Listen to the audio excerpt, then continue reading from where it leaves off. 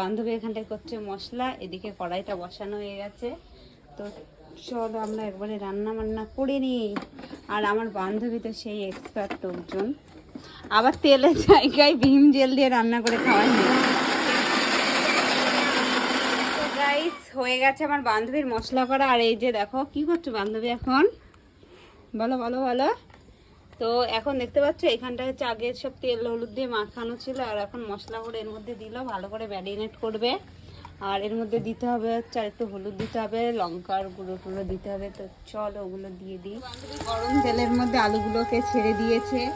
তো আলুগুলোকে একটু ভাজছে, মশলাগুলো আখা মশলাগুলো ভেজে তুলে নিচ্ছে। এবার কড়াইয়ের মধ্যে দেওয়া হচ্ছে তেজপাতা, শুকনো লঙ্কা, হেনা তেনা।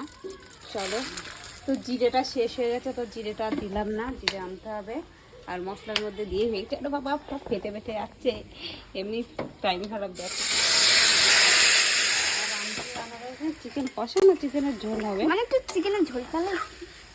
আচ্ছা, তো চিকেনের ঝোলই হোক, কোনো ব্যাপার না। আর এইদিকে ওদিকে লাগ, দেখো এখানটায় মাংসটা তো সেই লাগছে। ওহো, মনে হচ্ছে এখনই গরম খাইয়ে দিই বান্ধবীকে। চৈতালি রান্না করছে হচ্ছে চিকেন কষা। চাকুম চুকুম করে খাচ্ছে এরা, কিভাবে খাচ্ছে। তো এদিকে হচ্ছে ভাত, এই যে দেখো বান্ধবী ভাতটাও বেরিয়ে দিল। এতগুলো ভাত আমি এখানে ভাত তুলে না, এত ভাত খাবো না। নে নে নে, আমি এতটা ভাত নেবো না, ওর ভাত ওর নিয়ে নে। ম্যাডাম জি তুলে নিচ্ছে। এখানটায় আমাদের খাবার নেওয়া কমপ্লিট, বান্ধবী খেতে শুরু করেছে। এখানটায় অ্যাঞ্জেলের, এই যে আমি নিয়ে নিয়েছি। তো চলো খেয়ে নিই, দেখি কেমন হয়েছে বান্ধবী রান্না।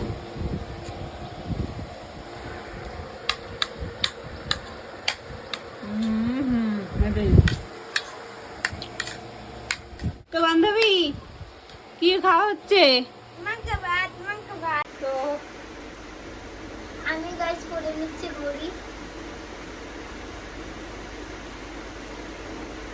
লিপস্টিকটা শেষ হয়েছে, তো লিপস্টিক আনতে হবে, অনেক কদিন ধরে আনবো।